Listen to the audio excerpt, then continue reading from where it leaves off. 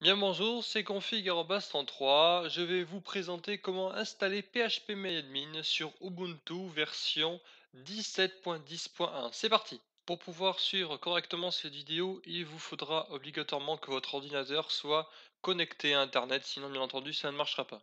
Deuxième prérequis est de bénéficier des droits root.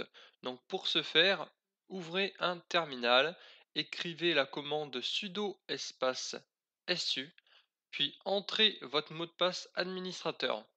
Une fois logué en tant que super administrateur, il faudra entrer la commande apt-get espace update. Pour cette vidéo, je fais le choix de partir sur une machine complètement vierge qui vient juste d'être fraîchement installée afin de vraiment vous montrer tous les éléments qui sont réellement nécessaires. Une fois l'update terminé, entrez la commande apt-get espace upgrade. Pour les personnes qui rencontrent une erreur liée au /var/lib/dpkg lors de l'exécution de la commande apt-get espace upgrade, il vous faudra faire comme moi et entrer la commande rm espace-f espace /var/lib/apt/list avec un s à la fin /loc. Vous pourrez ensuite re-rentrer la commande apt-get espace upgrade. Au bout de quelques secondes de chargement, une confirmation d'installation de votre part vous sera demandée.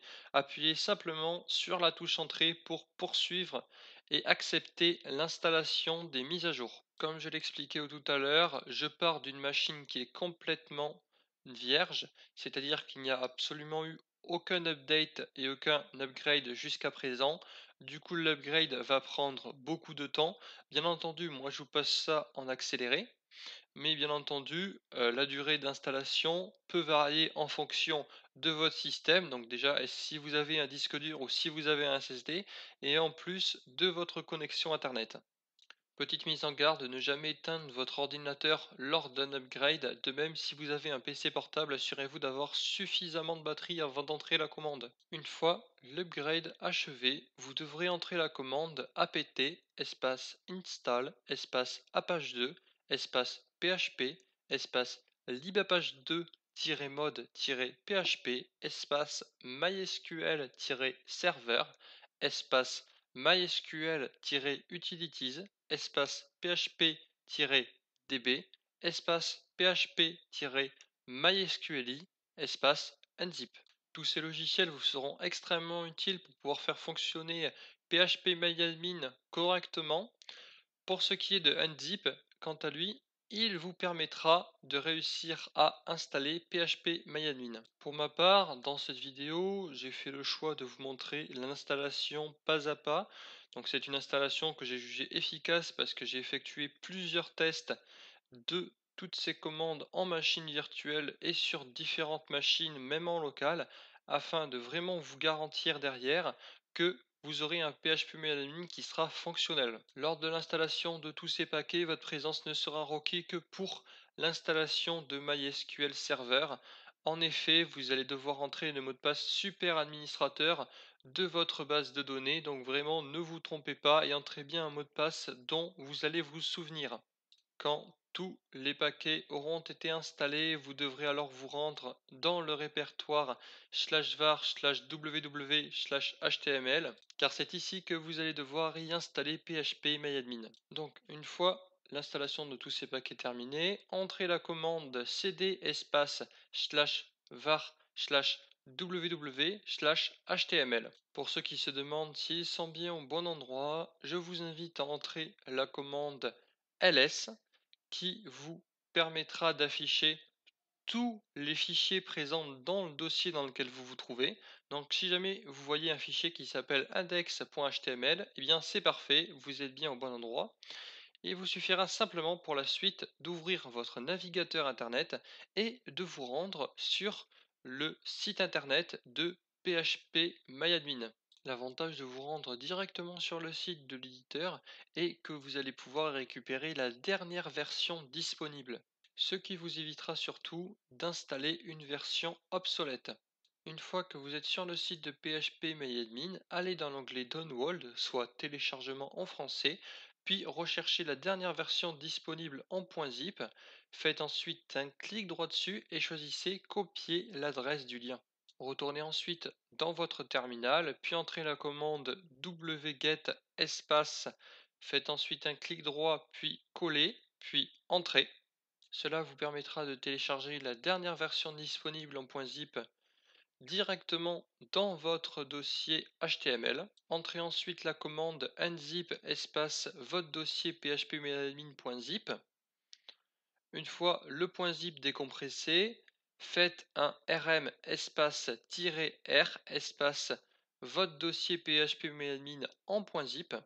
Par la suite, pour plus de clarté, je vous invite à faire comme moi et à renommer le dossier phpMyAdmin-sa version-all language en juste un dossier phpMyAdmin. Donc pour ce faire, entrez la commande mv espace phpMyAdmin-sa version-all-language /espace phpMyAdmin.